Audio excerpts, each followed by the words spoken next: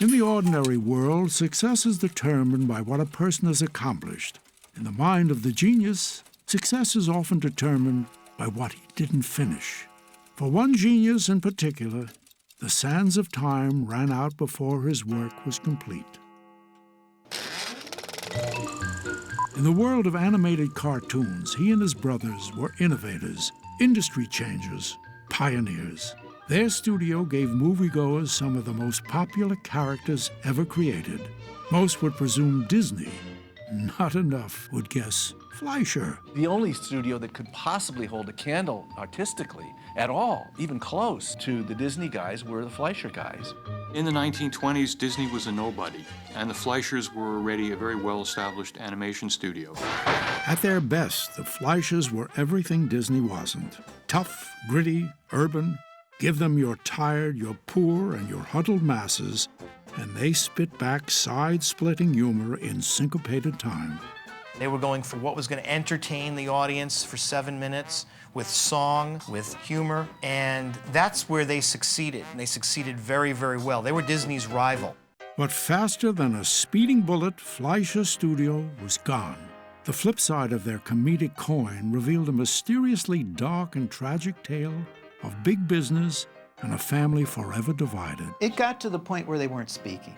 It's a tragedy that the studio ended when it did, because I think they could have done a lot more. The Fleischer story is one of triumph and tragedy, the result of genius catching lightning in a bottle, genius that could not be contained in an inkwell. The cartoons you love today, even The Simpsons, South Park, if it wasn't for the Fleischer Studio, you wouldn't have these cartoons that we have today. They were the original bad boys of animation.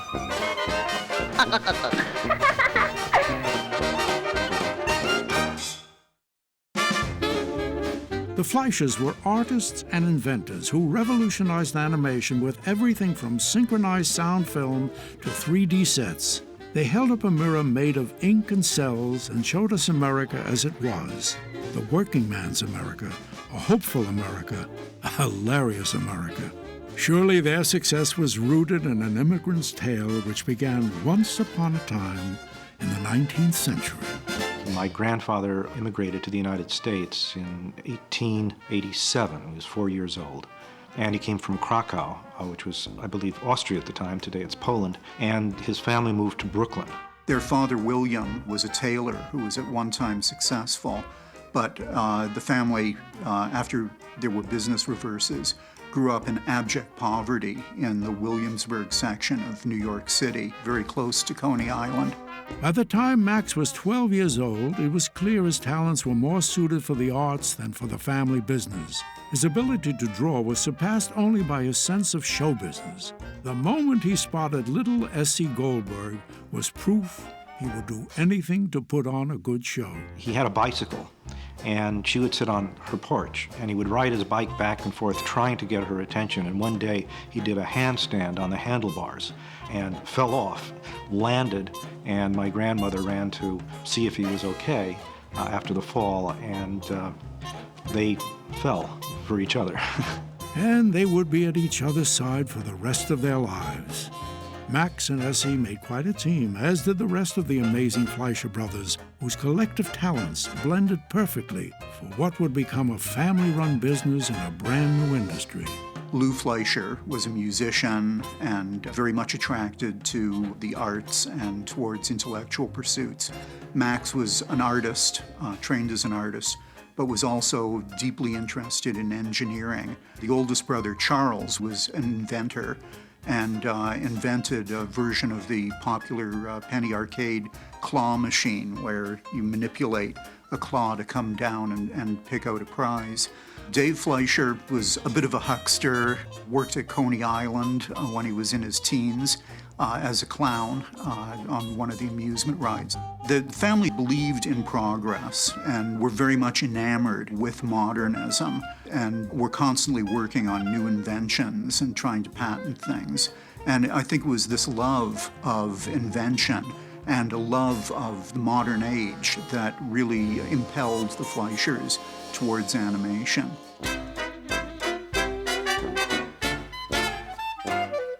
Max had seen animated films, had read technical articles about animated films, but thought that most of them were awkward and stilted. Animation was in such an early stage that nobody really related looking at real things and the way real things move and caricaturing it, making it a caricature of life.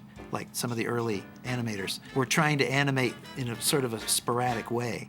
They would have a character hold for 1.5 feet and then suddenly pop to another pose, and their walks were kind of stiff and crude, and they hadn't really studied action very much yet.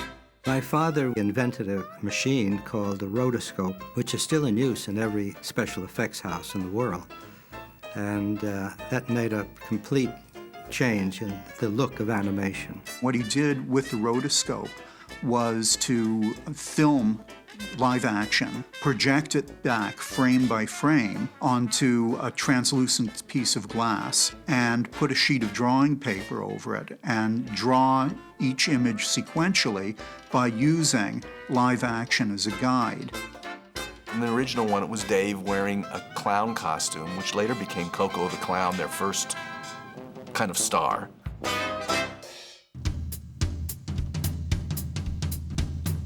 Dave was very interested in vaudeville and performing, and the clown costume that they used for Coco the Clown was actually a costume that Dave had made for himself. So he became the on-camera star of the cartoon. He and his brother used the living room of Max's house, and every night they would work from after their day job, so it'd be like from 7 at night, and they'd work till maybe 2, 3 in the morning.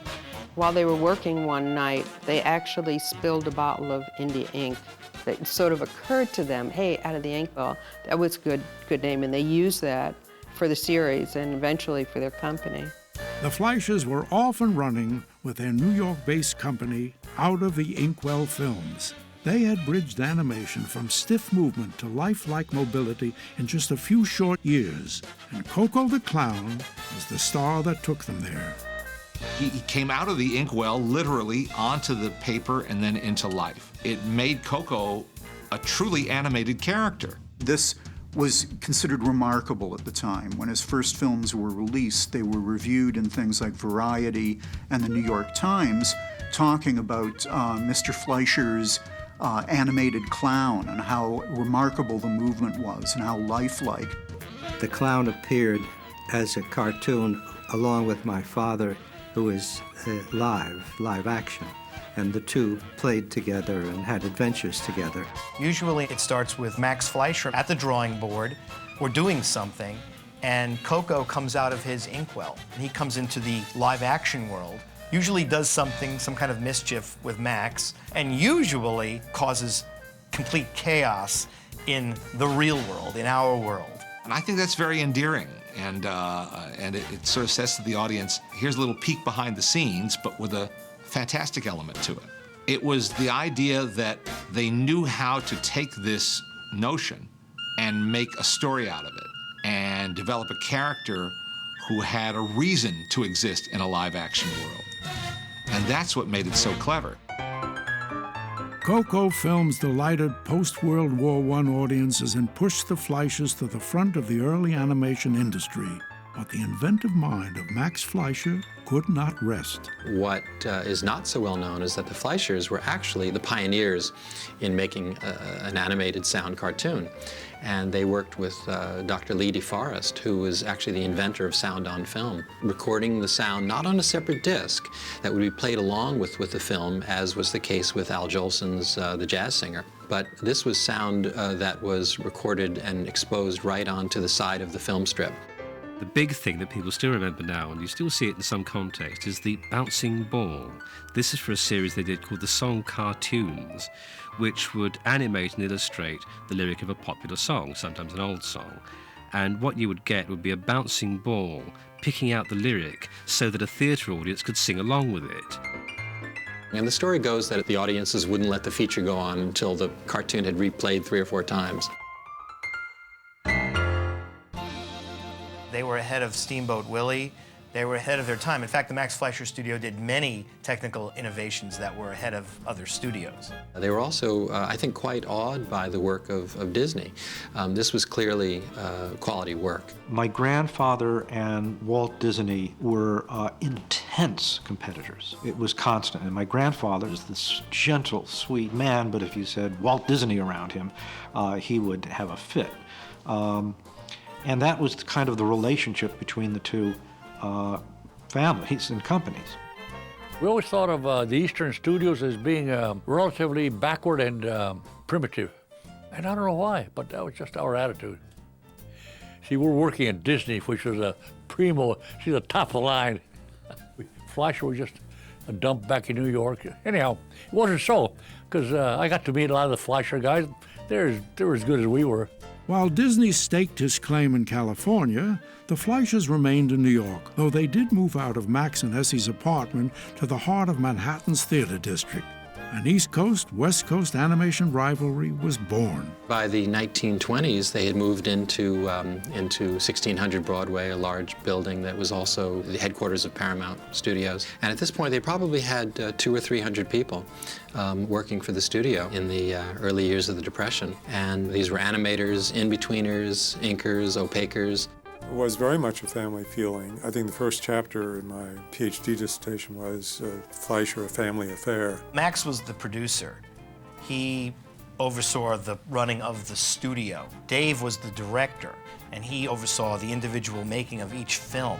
And he has other brothers, Louis, who is the music director, and there's Joseph. Max usually had the invention ideas. Joe usually carried them out, and Dave usually used them. His daughter, Ruth, acted in some of the live-action films Max produced. All of Max's employees looked upon him as Papa Max.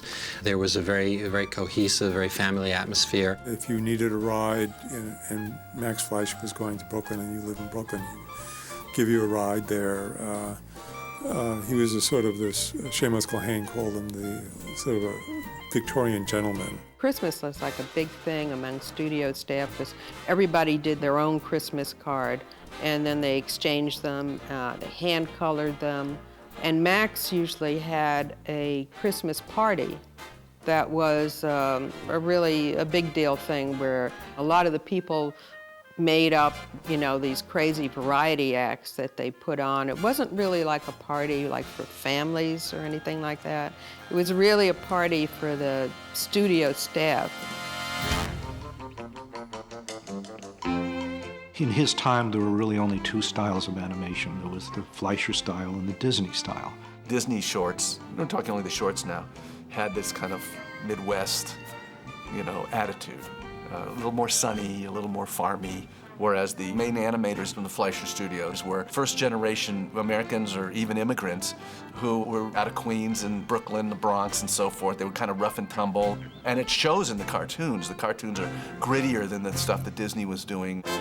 All the elements of the Fleischer's environment came together to create their most popular and longest-lasting original character. They stirred up a pot of their streetwise immigrant ethnicity, roaring 20s sensibilities, and some uptown jazz, and out popped Betty Boop. One big bundle of high skirts and sexual innuendo. Fleischer versus Disney had been elevated to Main Street versus Manhattan, wholesome versus taboo, art versus life. Mr. Fleischer, can you let me see how Betty Boop does her stuff? Yes, I'll have her ready for you in just a moment, and I'll have her go through some of the stuff for you. Having established the trend for sound cartoons in a big way, they launched a series called the Tour Cartoons, and they had an ongoing star character called Bimbo, who was a dog. And in a 1930 cartoon called Dizzy Dishes, Bimbo meets a rather curvaceous and, in fact, at this point, overweight nightclub singer who turned into Betty Boop. They had the idea that Betty could be a girlfriend, a doggy girlfriend for Bimbo.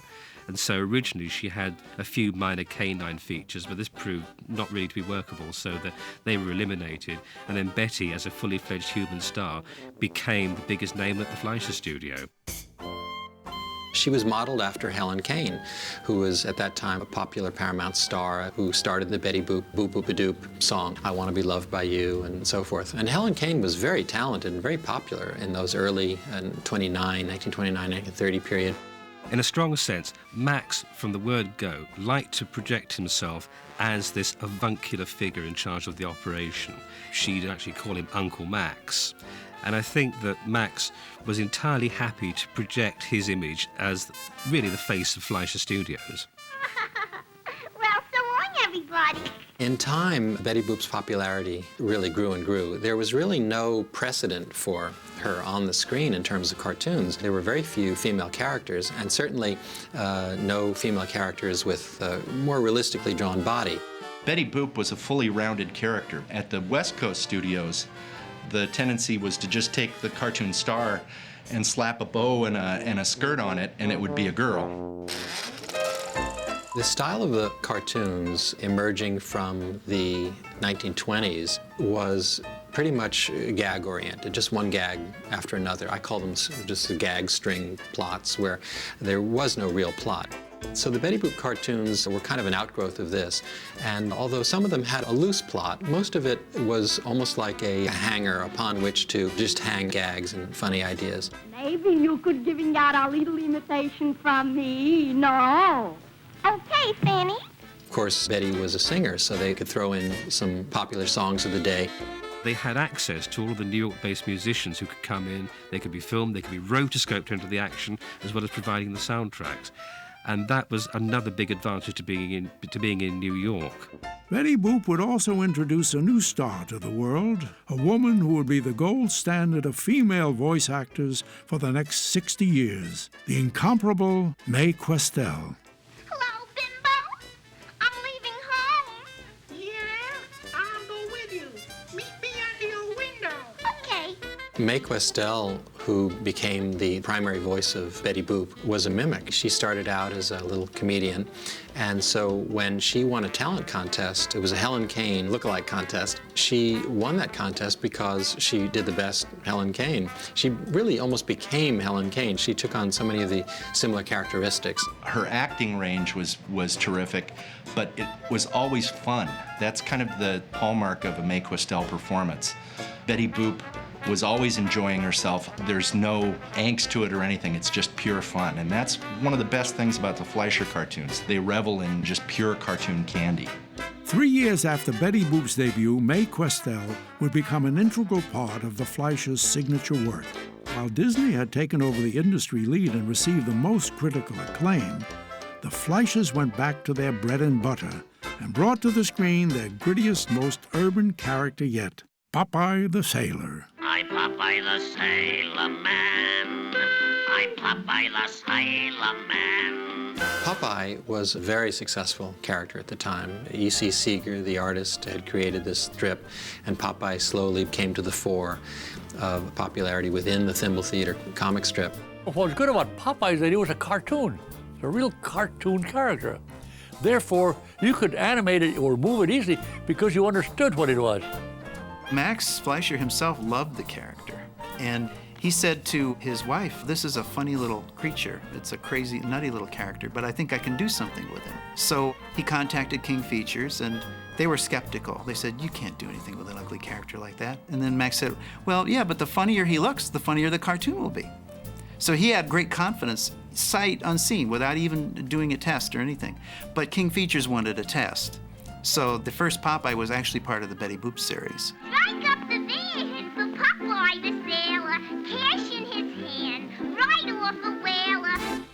It was common to try out a character before you give him his own series. And so Popeye jumps on the stage with Betty Boop, imitating her hula dance. And in this cartoon, you had Bluto as well as Olive Oil. So pretty much the whole scene was set for the future Popeye the Sailor series that was to come.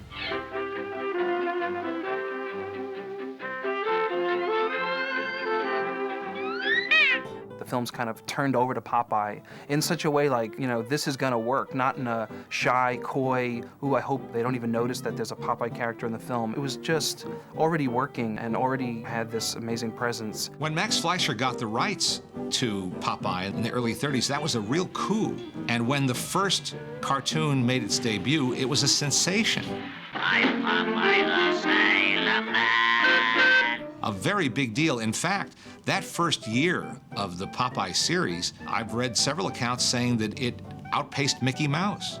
That it, in fact, unseated Mickey Mouse from the top rank of most popular cartoon star.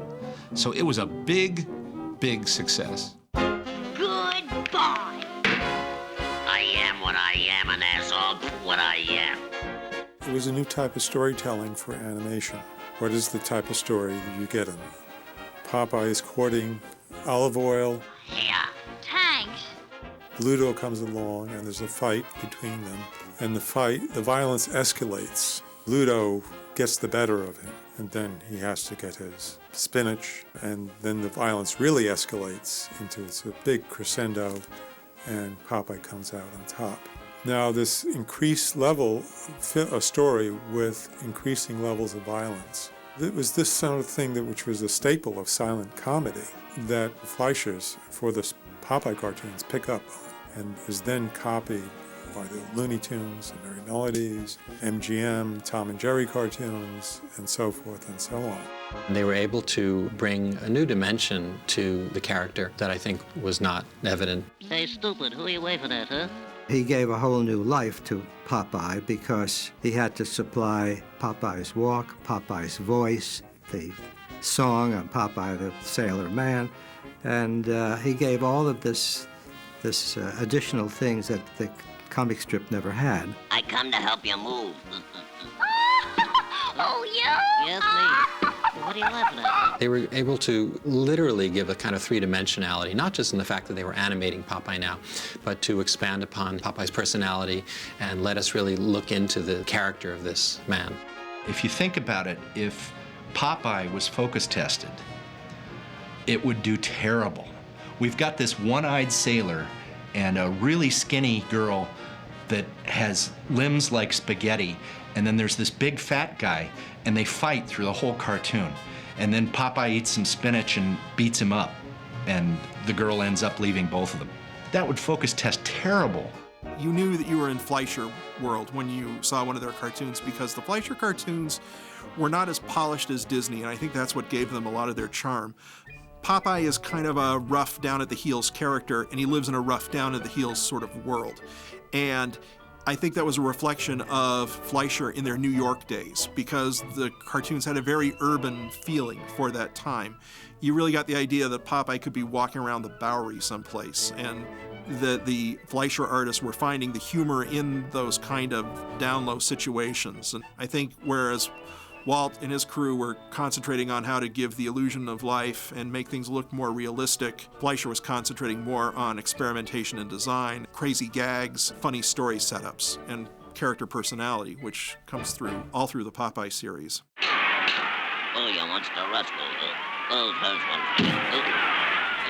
On a technical level, these rank among the finest cartoons ever made. They had a top-flight team of animators, and new guys were always coming up. They'd be trained through the ranks of Fleischers.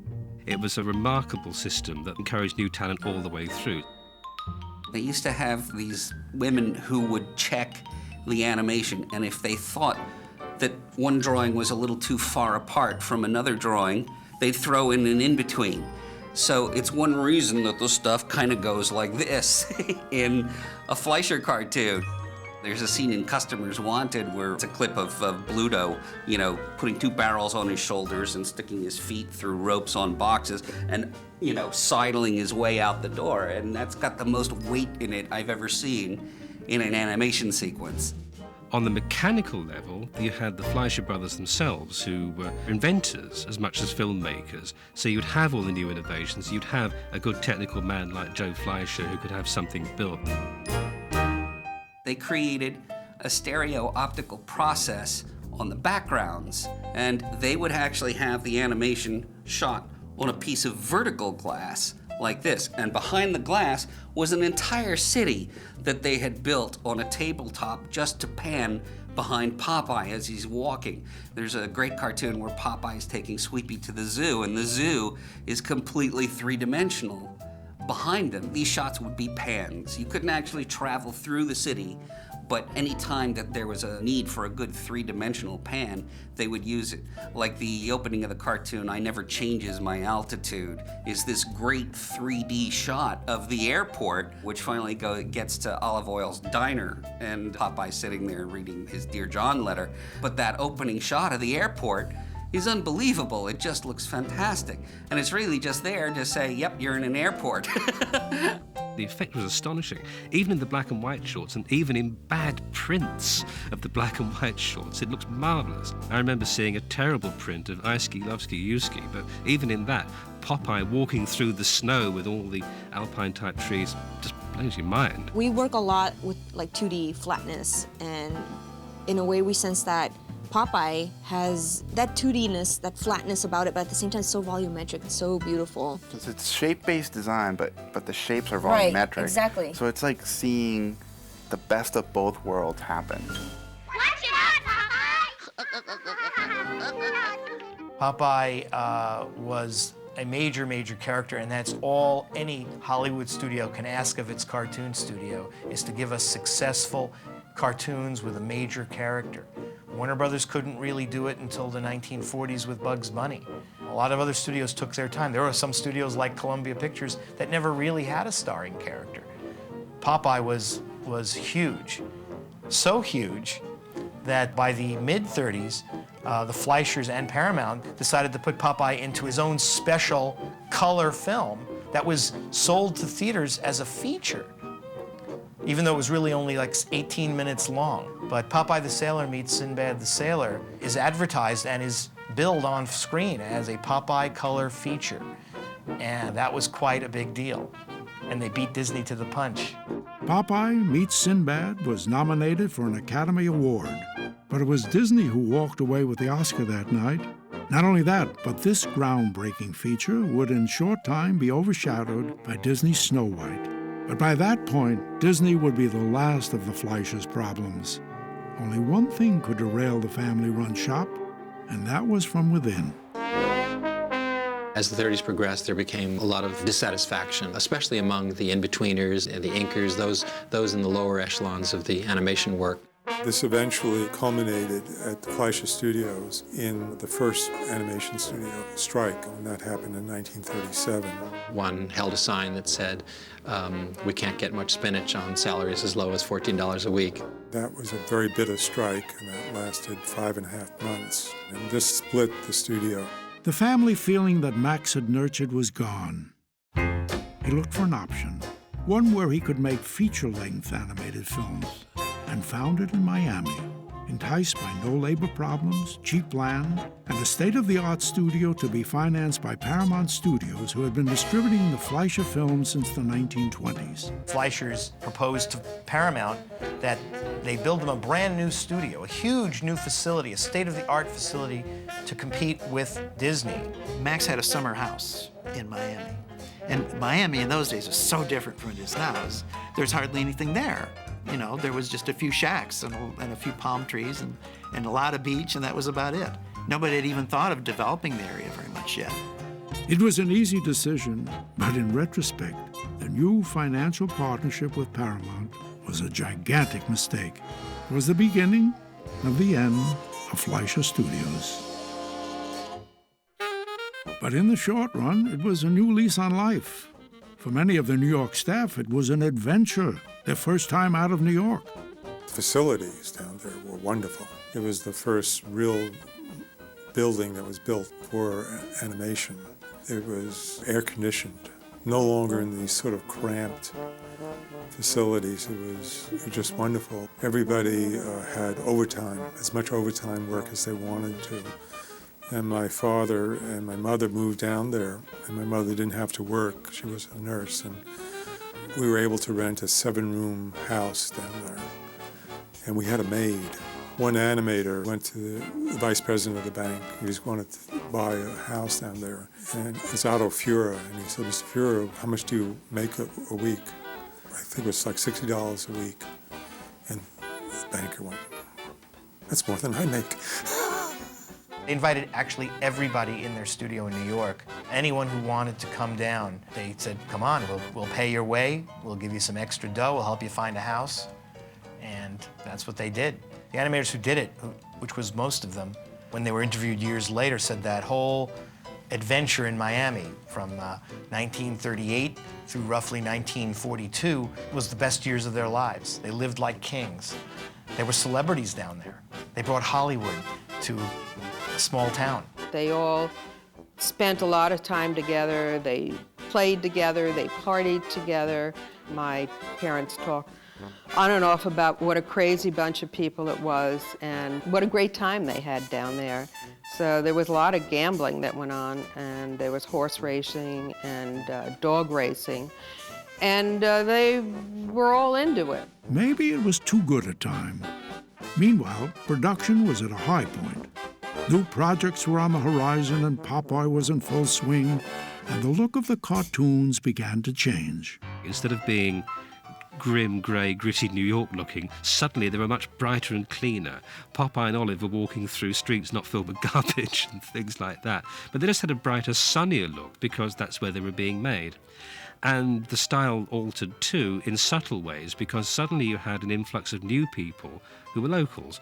They had a lot of transplanted New Yorkers, but Max had also come to an arrangement with the local art school to institute a training program with a guarantee of jobs at the studio once they graduated. So from about 200 people, they moved up to 700 with the addition of all the Miami newcomers.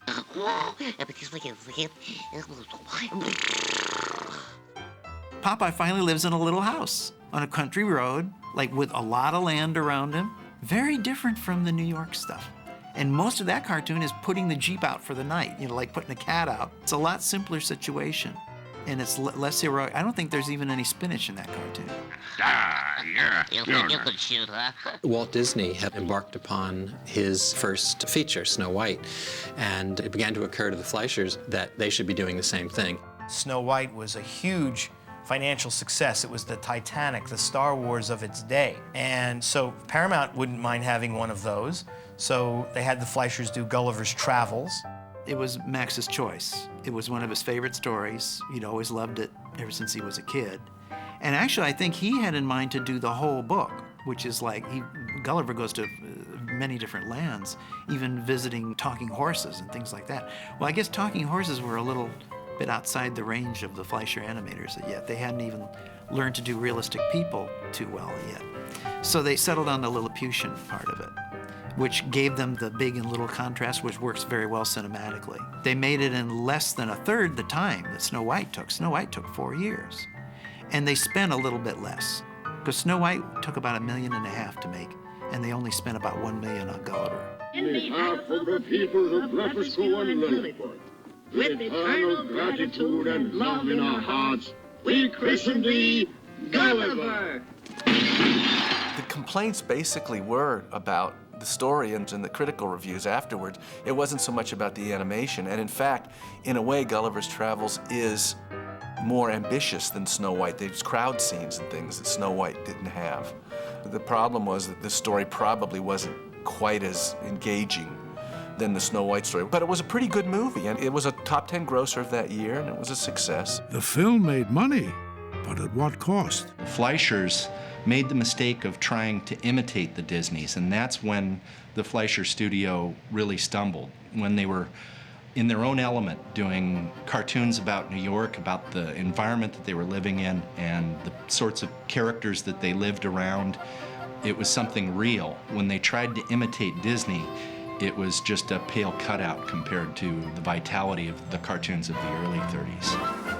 But that didn't stop them from trying again, following up Gulliver with Mr. Bug Goes to Town, a Capra-esque tale about a town of insects in New York City and their struggle against humans who begin to trample through their neighborhood. It's us, boss. Swat the fly. And smack the mosquito. It was a terrific film, sabotaged by terrible timing. Mr. Bug has a lot of vitality and energy. It's brighter and just lighter in feel. It's just a really pleasant story, a wonderful story. To me, Mr. Bug kind of resembles a lot of the modern animated cartoons in the feeling. Mr. Bug Goes to Town, I think, is a very good feature, and it balances cartooniness against the reality and the live-action human beings really well. And I think the Fleischers could have done a lot more in the feature arena had they been given the chance. Mr. Bug, sadly, was released on December 7th, 1941, the eve of Pearl Harbor, and nobody was in the mood to see a cartoon about bugs by that point. Even worse, because of the war, the European market was closed, which made it nearly impossible for an animated feature film to turn a profit. The executives at Paramount didn't want to put the money into promoting it when they knew the best they were going to do is break even. So they kind of shuffled it off on a double bill. Hardly anybody saw it. People who did see it were amazed by it. And it is only over the years that it's become like a cult film. It was especially bad timing for the Fleischers, who were already in debt to Paramount Studios. But about that time, from out of the sky, America's newest superhero swooped down and came to the rescue. Superman was a hot property. Superman was the latest thing. Paramount Pictures, one of the biggest A studios, wanted to buy the rights to Superman. And they outbid the other comers and gave it, handed it to the Fleischers and said, you gotta make this. We're doing this. We want to release Superman cartoons. And what a crazy thing, because no one had done dramatic animation, serious cartoons that weren't comedies. Their best guys were brought in to do the Superman cartoons, and they were exceptional because there was nothing like them in the history of cartoons up to this point. This looks like a job for Superman. It was really, really ideal that the Fleischers do this. Their New York sensibility, although they now had been in Miami, was perfect for the Metropolis set. So, you know, a match made in heaven.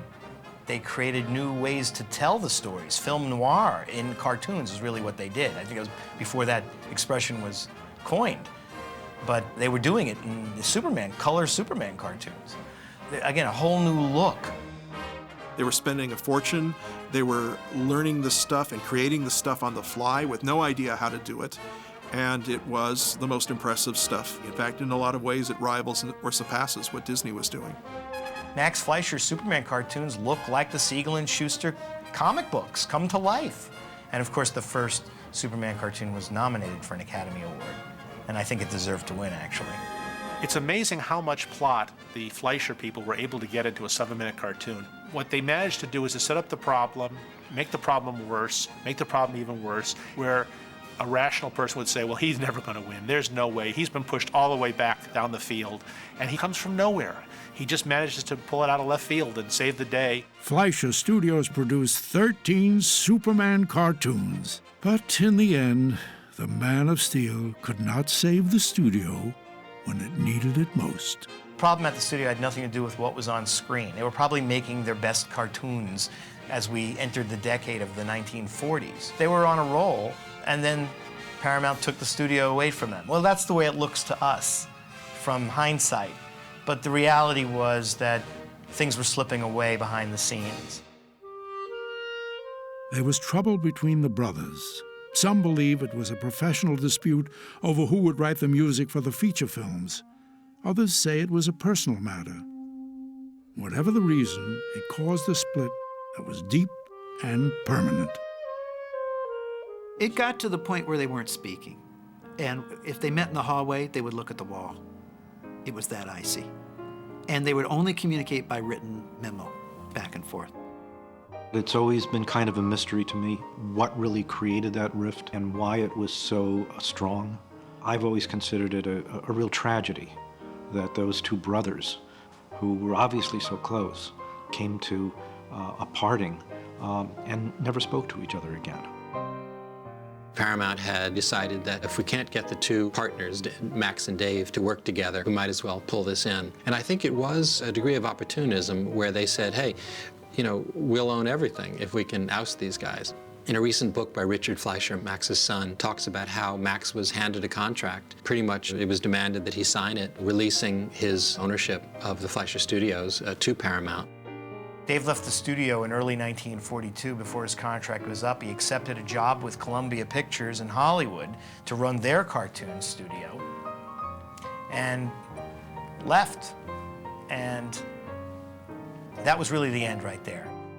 Everything was transferred from Fleischer Studios, all their cartoons, their copyrights, everything they possessed at the time was taken over by Paramount. Eventually, the Fleischer Studios was to become Famous Studios, and Lou Fleischer remembers standing online at a Miami unemployment office, feeling somewhat conspicuous for being a Fleischer, and now relegated to the unemployment line.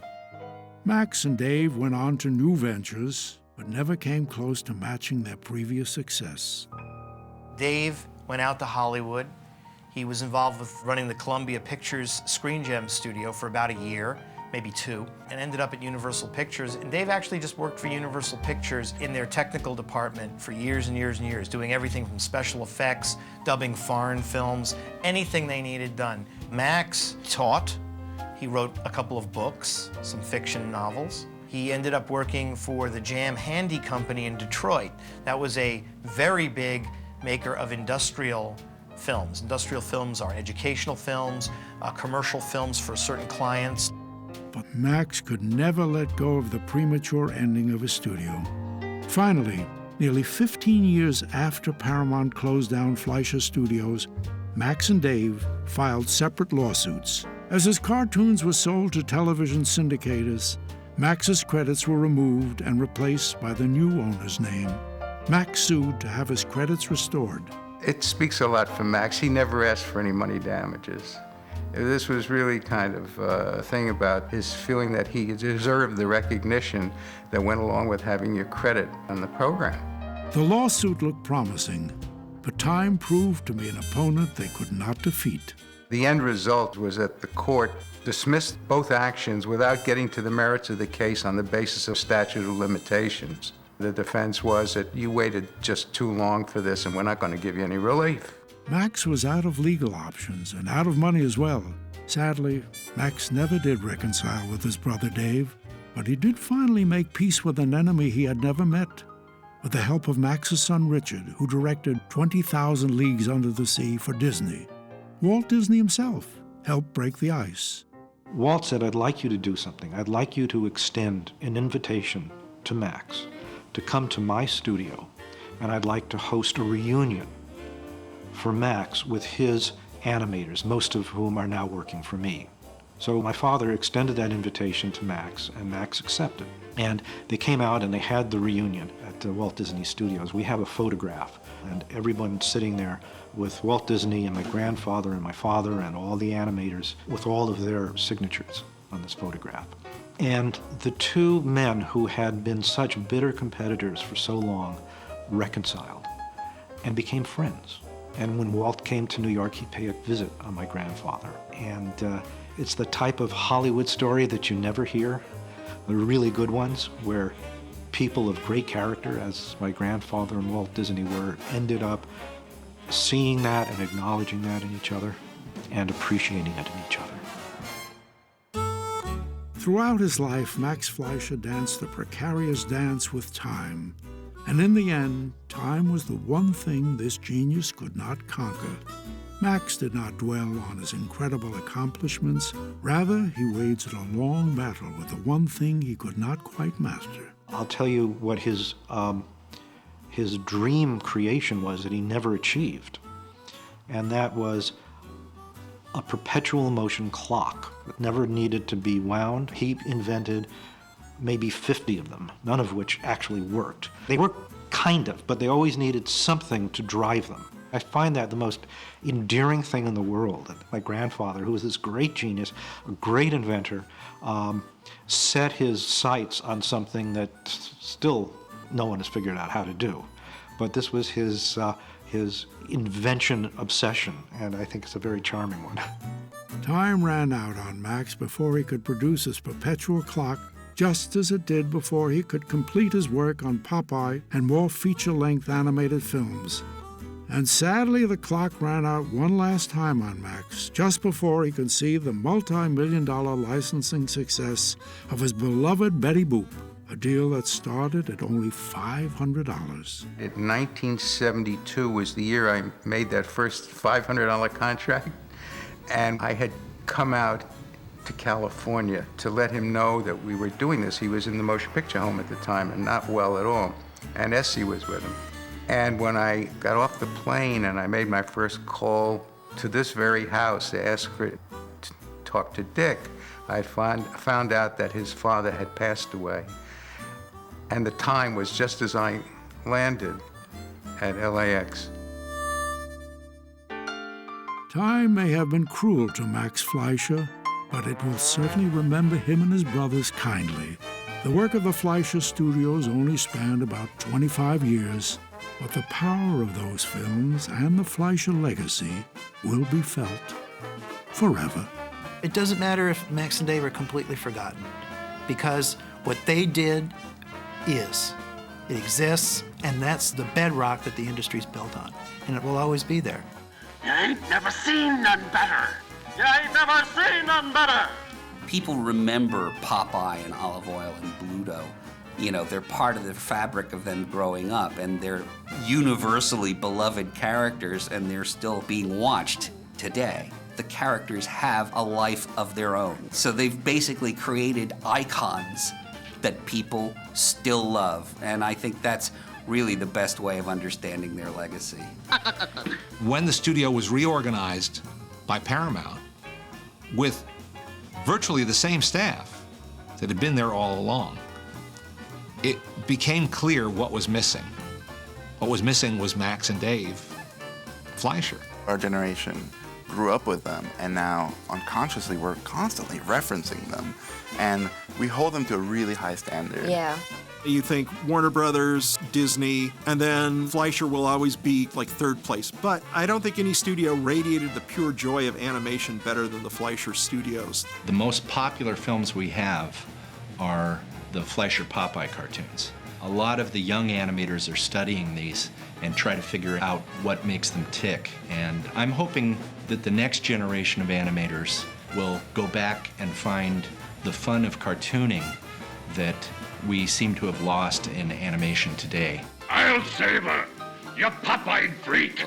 Papa Max, his dreams were unlimited. He would be delighted to see the extension of the joy that his creations have brought to the hearts of so many people in the world. And that's what it's really all about.